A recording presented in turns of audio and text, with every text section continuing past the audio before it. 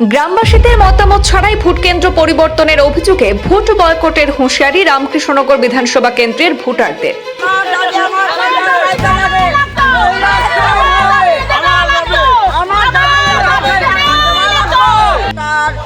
7 নম্বর ওয়ার্ডের ডিভিশনটা কেন উঠা হইল আমার ভুলের সেন্টার। আমি বড় দুঃখিত,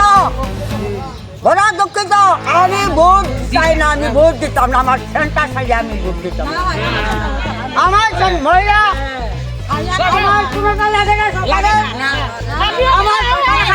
লাগে না, আমার পেয়ে খাইমু, ঘর বাজা খাইমু, কাগজ বান করে খাইমু। আমি গভর্নমেন্টে কোনোটা চাই না, আমার সেন্টার যাইতো গেলে 58 বছর এখানে দেখা হয়েছে আমার সেন্টারটা আমার পাইতে লাগবো, নাইলে মহিলাগণ তুমি ভোট দিও না, আমার কোনোটা লাগে না। আমার ডিমান্ড এই গ্রামে বড়াইছি, এই গ্রামে জন্মাইছি, এই গ্রামে ভোট দিছি, এই গ্রামে সবাইছি, আমি এই গ্রামে থাকি, এই সেন্টার ছাড়া আমি কোনো সেন্টারে ভোট দিতাম না।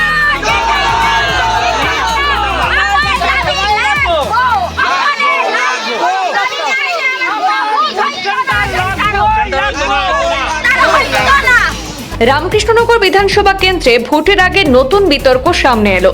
দুর্লভছড়া উন্নয়ন খণ্ডের সিংলাছড়া গ্রাম পঞ্চায়েতের 7 নম্বর ওয়ার্ডে ভোট কেন্দ্র পরিবর্তনকে ঘিরে অসন্তোষ ছড়িয়ে পড়েছে এলাকায়। স্থানীয় সূত্রে জানা গেছে, দীর্ঘদিন ধরে প্রায় 1200 ভোটার 156 নম্বর ফেটিপাত এলপি স্কুলে ভোটদান করে আসছিলেন।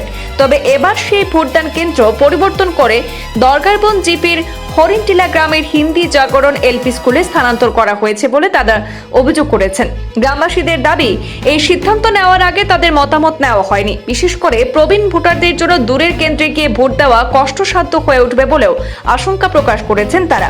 এই সিদ্ধান্তের প্রতিবাদে একাংশ ভোটার আসন্ন নির্বাচনে ভোট বয়কটের হুঁশিয়ারি দিয়েছেন। পাশাপাশি স্থানীয় স্তরে কিছু দায়িত্বশীল ব্যক্তির ভূমিকা নিয়েও প্রশ্ন তুলেছেন গ্রামবাসীরা এবং বুথ কমিটি পুনর্গঠনের দাবিও জানিয়েছেন। পুরো ঘটনাকে কেন্দ্র করে এলাকায় উত্তেজনা ছড়িয়ে পড়েছে এবং বিষয়টি এখন নির্বাচনের আগে গুরুত্বপূর্ণ আলোচনার কেন্দ্রবিন্দু হয়ে উঠেছে। কি হয়েছে ঘটনার মূল সমস্যাটা হইলে গিয়া আজকে থেকে 2 বছর আগে বুথ কমিটি গঠন করা হয়েছে। বুথ কমিটিত এমন একজন মানুষরা নিয়ে বুথ কমিটির দোকানি হয়েছিল যার প্রস্তাবক আছে, সমর্থক নাই। মহিলা 80 জন গিয়া মন্ডল প্রেসিডেন্টের কাছে কমপ্লেন করছিল, কারণ ঢুকার পর থেকে গন্ডগোল আরম্ভ করছে। তখন 80 জনে গিয়া মন্ডল প্রেসিডেন্টের কমপ্লেন করছিল। 80 জন মহিলা গিয়া মন্ডল প্রেসিডেন্টের কাছে কমপ্লেন করছিল যে এই বুথের এই অসুবিধা। তখন মন্ডল প্রেসিডেন্টে কইছিল যে নেক্সট মন কি বাতাই আমি সমস্যাটা সমাধান করে দিব।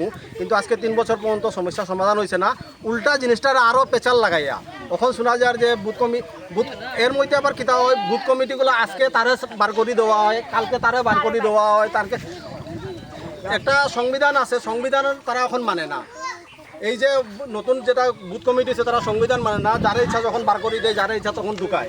এখন বর্তমানে বুথ কিনা কেউ জানে না।